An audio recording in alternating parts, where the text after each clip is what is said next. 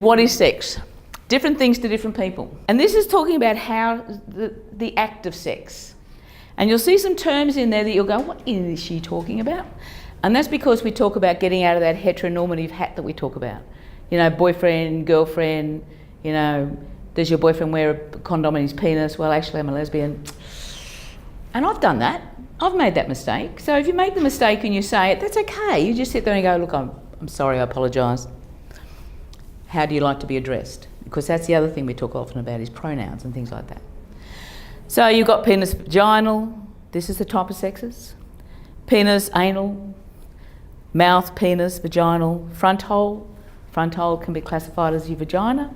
But if it's a woman transitioning to a man and she sees herself as a man, she doesn't talk about her vagina. He talks about the front hole.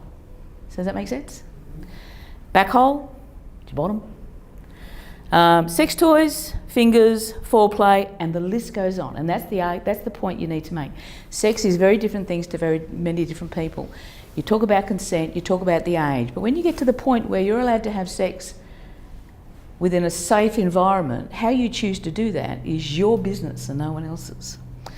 And one of the things that we find most important when people come to see us in the sexual health service is you want that person to come in and have a conversation with us and give us information that's going to allow us to understand what they need. So if you start talking about, if you've got that body language of, well, you can give me so much information, but there's some information I'm just really not going to want to know about, then they won't give it to you. So one of the most important tricks that we have learned to do is you just have a conversation. So the person comes in and you sit down with them and the body language, you're talking to each other and you look to each other. And whoever it is sitting in that chair, I will ask them the same questions. And we often have a chuckle and I'll say to the 75-year-old woman, I will ask you if you are a sex worker. They have a chuckle.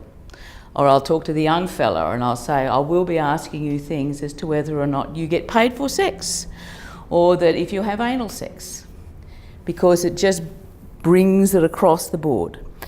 And the other thing is we often start with things like, and I'll say things such as, look, we're going to start with some very simple questions. Yeah, allergies, medication, illnesses. And then some of the other questions we ask are going to be somewhat more personal, but this is a private conversation that we're having. We actually have what's called a locked org, which means that our service, even though we're in health, because we're linking with sexual assault services as well as people under 16, it's locked out. So what happens is if someone goes to casualty with a broken arm, casualty will not know they've been to see us. And that helps. There are detriments, I get it, but it does also help in relation to people feeling that they can disclose some information that they don't know where else to disclose that. Does that make sense? So, and the list does go on. And so one of the things you talk about, and when I do talks, one of the biggest tests of a room is I start talking about anal sex. Men and women both have anal sex. Boys, girls, whoever you are. It's an erogenous zone, that's what you do. And if I feel the room start to freeze up, then I know, okay, we've got to go down this pathway and then that pathway, and then we eventually get there.